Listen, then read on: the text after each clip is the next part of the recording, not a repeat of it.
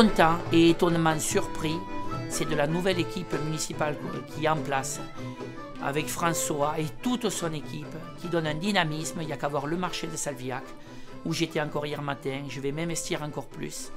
Je vais animer le marché de Salviac durant toute la saison déjà estivale, en animant avec le Grand Bi, l'automobile, promener les gens quand on aura le droit avec le nouveau protocole, on verra. Et il faut transmettre et faire vivre et vendre du rêve. Je viens toutes les semaines au marché, voilà. Je participe aussi au ramassage de la fraise. Moi je suis retraitée, mais bon, c'est mon fils, je travaille pour mon fils. C'est un très beau marché, ça attire vraiment du monde. Hein. Ce qu'on demandait, que le marché il revienne à Salviac. C'est un marché qui se met en place doucement, ça fait donc la 3e édition et c'est un marché qui a l'air de fonctionner. La population joue au jeu, on vient nous voir régulièrement, donc c'est un petit marché sympathique. C'est très bien pour créer des liens, notamment avec le confinement qu'il y a eu, on retrouve tous ces liens qui s'étaient un peu perdus et donc oui, c'est très bien d'être proche à nouveau de la population.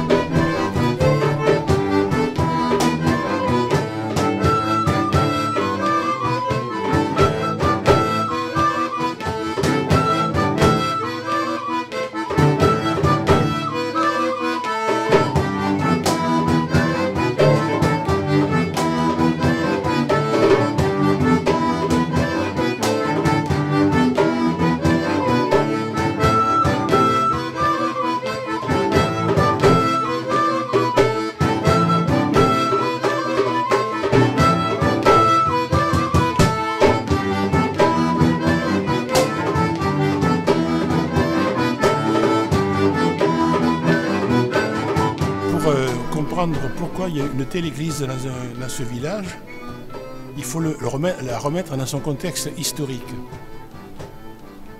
Cette église se situe d'abord à une époque 1220-1240, c'est-à-dire début du XIIIe siècle. Elle est à cheval sur 2 styles architecturaux, à la fois le style roman, le plan de l'église est un plan roman, mais les élévations, on va appeler ça le style gothique plus tard. La jauge dit qu'on peut mettre 1000 personnes debout dans cette église. Alors évidemment, 1000 personnes debout, par rapport au village, on se dit c'est disproportionné, et ça l'est. Il y a donc un projet, et ce projet c'est un projet de rassemblement. Salviac est vraisemblablement une sauveté, un endroit qui a existé depuis très longtemps, qui était fait pour rassembler les populations, lieu de passage des pèlerins, mais également lieu de rassemblement local. La tradition a perduré jusque dans les années 60. On rassemblait ici les gens pour monter en pèlerinage sur Rocamadour. À l'époque, c'est le plus grand monument de la Maurienne. L'abbaye nouvelle n'existe pas, Saint-Pierre de Gourdon n'existe pas et le Vigan n'existe pas. Donc on imagine bien que c'était un monument qui avait son importance à ce moment-là. C'est je dirais, quasiment la seule église du département qui a traversé toutes les guerres, y compris la guerre de 100 ans. La guerre de 100 ans a été une catastrophe ici, puisque énormément de monuments ont été détruits. On a essayé d'en garder la trace du passé. Alors, ce qu'il faut noter dans cette église, en dehors de l'architecture, ce sont la qualité des rétables. Les rétables, ce sont ces grands hôtels que vous avez ici, qui sont du XVIIe siècle et qui sont aussi classés monuments historiques. Et qui sont l'expression de ce qu'on appelle le baroque occitan. Ce sont des chefs-d'œuvre de cette époque-là.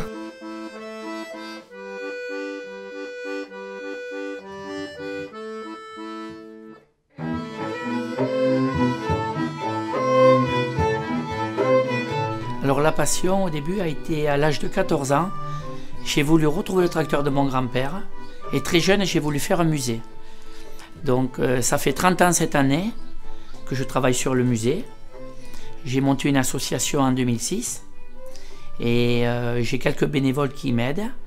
Et dans le musée, nous présentons beaucoup de matériel, donc entre autres plus de 350 tracteurs, ainsi que l'automobile. Nous avons plus de 200 voitures, utilitaires, camions et quelques véhicules militaires. Ensuite, les motos, les vélos et les métiers. Donc l'école, l'épicerie, le coiffeur, la couture, etc. Et derrière tout ça, je fais des visites guidées adaptées au public, qui va de la visite pour les personnes handicapées, la visite découverte, la visite passion, la visite excellence et la visite théâtrale, qui plaît beaucoup. Je démarre tracteur, voiture, moteur fixe. Je fais une animation avec le Granby, le vélo géant unique en France, et qui se termine dans les métiers près du Cantou, où je compte la ville autrefois.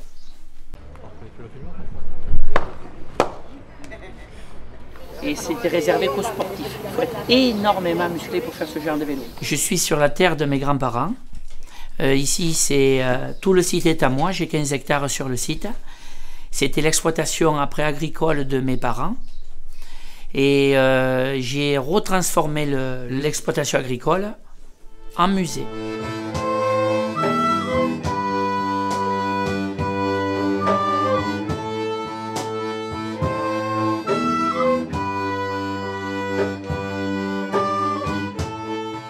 Et au fil des années, je me suis aperçu qu'il fallait le diversifier pour qu'il y en ait pour toute la famille.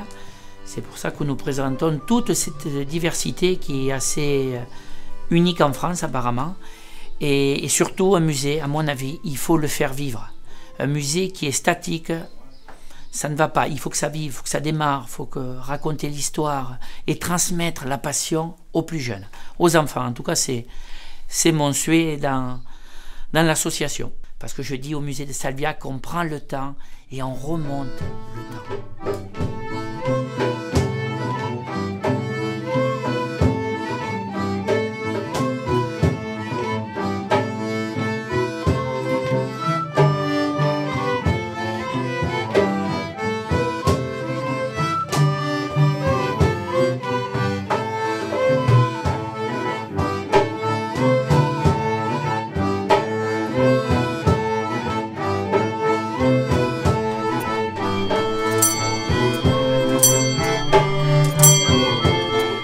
J'avais une grande collection privée que j'ai voulu mettre à la disposition du grand public, de faire visiter, découvrir aux gens l'horlogerie. Voilà.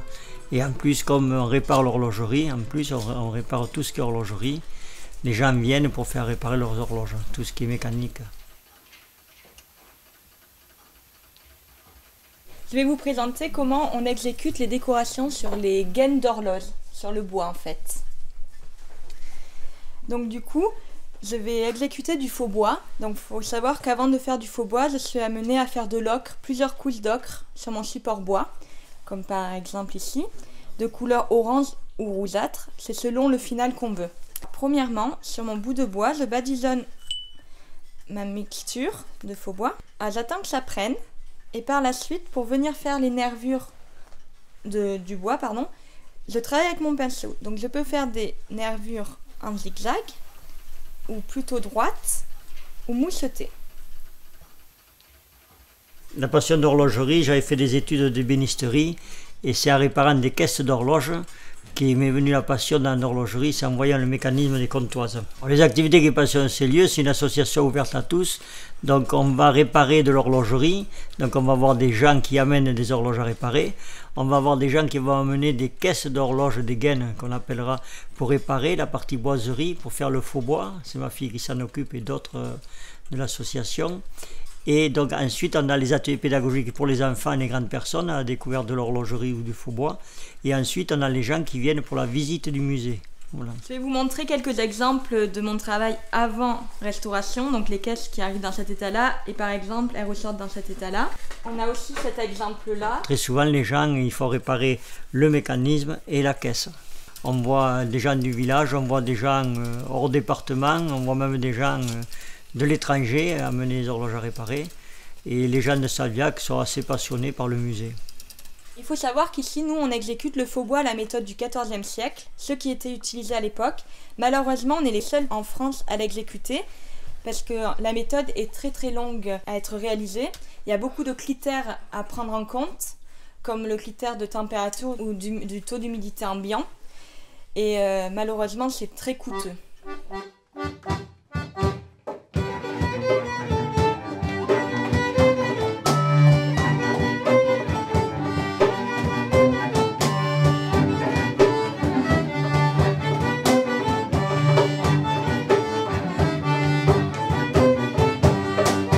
J'habite à Salviac depuis 2016 et quasiment depuis le début, je suis bénévole à la bibliothèque de Salviac et récemment élue dans le nouveau conseil municipal. C'est une bibliothèque qui a été construite en 2013 dans l'ancien presbytère. Elle abrite non seulement la bibliothèque au rez-de-chaussée, mais également une médiathèque qui fait également office de maison de service au public. Et au-dessus, une salle de réunion, exposition. Voilà, la bibliothèque est gérée par une médiatrice culturelle qui s'occupe des 4 médiathèques. Et chaque médiathèque possède sa propre association de bénévoles qui anime la bibliothèque aux heures d'ouverture pour accueillir le public. On les renseigne sur les ouvrages, on prend les commandes. On a la possibilité de faire des échanges de livres entre les différentes médiathèques. À la bibliothèque de Salviac, l'association s'appelle Par mots et par livres. Alors, elle propose des cafés lecture, des goûters d'enfants, des contes. Récemment, on a mis en place des ateliers d'anglais pour les tout petits. Lire des livres en anglais avec une de nos animatrices qui est bilingue. Il y a des ateliers créatifs. J'en profite pour dire qu'on a toujours besoin de subsides et qu'on fait appel aux dons parce qu'on ne vit que sur les dons. Sinon, on travaille avec la bibliothèque départementale du Lot qui amène un camion 1 ou 2 fois par an, je ne sais plus. On échange des livres, on échange sur le fond de manière à ce que le livre soit toujours renouvelé. On essaye d'être participant sur le territoire à tout ce qui se passe dans un esprit d'ouverture, d'échange et de convivialité, bien sûr.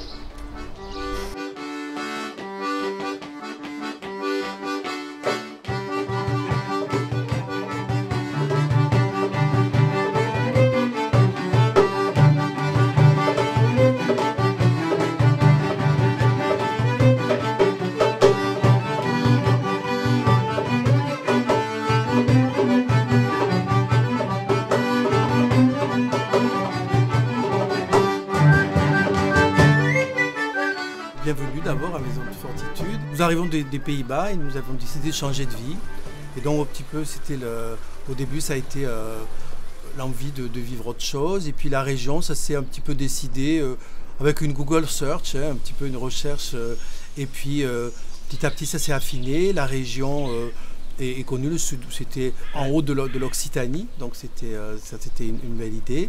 La proximité de la Dordogne. Et puis bon, Salviac, c'est un petit peu le hasard. Et puis c'est quand on est arrivé qu'on est tombé un peu amoureux du village, de l'endroit. Et il y a aussi le fait que ça soit sur le chemin de Compostelle, ça nous a beaucoup plu aussi.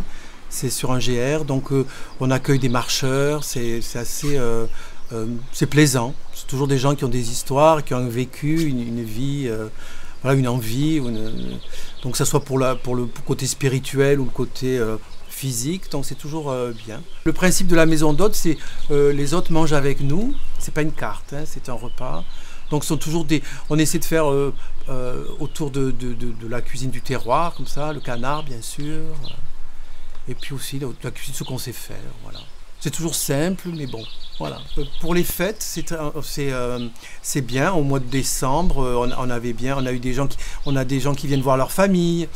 Souvent, les gens qui habitent ici n'ont pas de maison assez grande, donc la famille vient les voir. Donc, c'est toujours un lieu pour eux, pour coucher. On a eu beaucoup, par exemple, pour les événements aussi, c'est ça que pour les mariages, on a eu des mariages, des baptêmes, des enterrements, des anniversaires, voilà, des cousinades. Ouais. Donc voilà, quand il y a des événements dans le village, dont la famille vient se loger ici, ça c'est bien. Et voilà. Et puis janvier, février, on était bien aussi, on était contents. Donc voilà, ça marche quand même assez bien. Et pour les projets, bon, on a l'intention de faire un petit peu des animations quand même,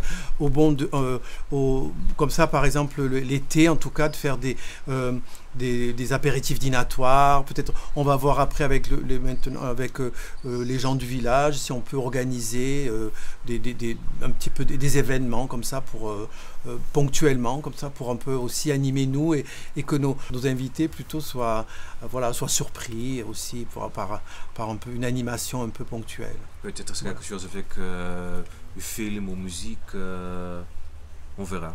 Oui. On va verra. Ouais, on va voir. On va voir.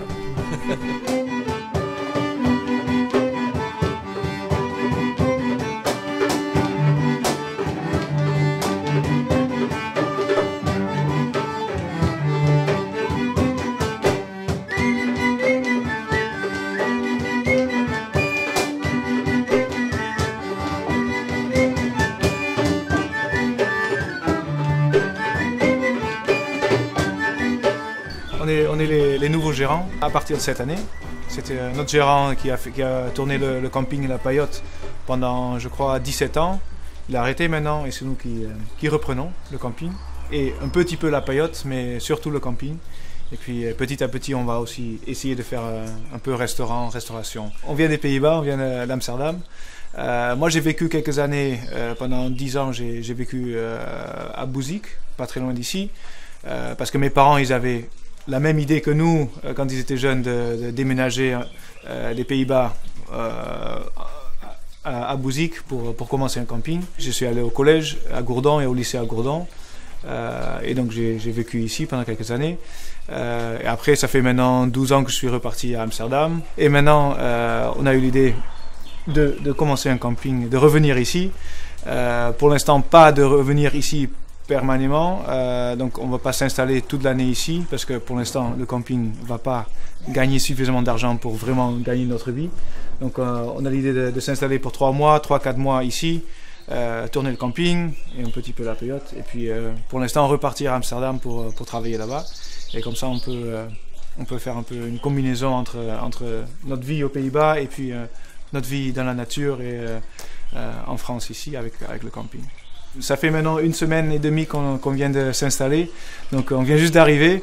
On connaît pas beaucoup de personnes encore en ce moment, mais c'est tellement petit et tellement chaleureux et l'accueil est tellement bien que déjà ce matin on est sur le marché, on connaît déjà plein de monde qu'on a déjà vu 1 fois ou 2 fois et puis tout le monde se connaît un petit peu. Salviac c'est assez petit, assez mignon, assez chouette. Mais il y a quand même de tout. Il y a 3 restaurants, il y a un petit boulangerie, il y a une buvette. En fait, il y a tout ce qu'il faut. Donc on n'est pas complètement à la campagne. Il y a un peu comme le marché de ce matin. Ça fait du bien. Ça fait bien de voir la vie française. Donc c'est pour ça que ça nous a attiré d'avoir un peu de la nature et aussi un peu de la vie en campagne dans un petit village comme Salviac. Ouais.